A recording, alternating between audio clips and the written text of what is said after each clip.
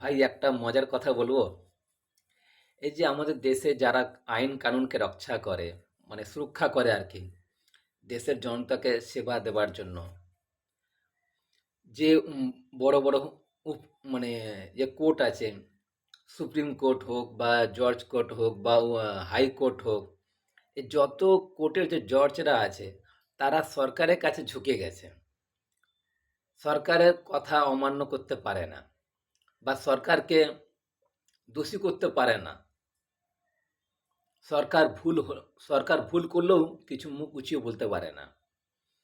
আবার এই সরকার ওই যে মন্দিরে যে পূজারীরা আছে তাদের কাছে ঝুঁকে গেছে। যেই পণ্ডিতদের কোনো অকাত নেই একটা চুলকে তৈরি করার, সৃষ্টি করার, সেই পণ্ডিতের কাছে ঝুঁকে গেছে, তাদের পা ধরে, তাদের কাছে নমস্কার করে।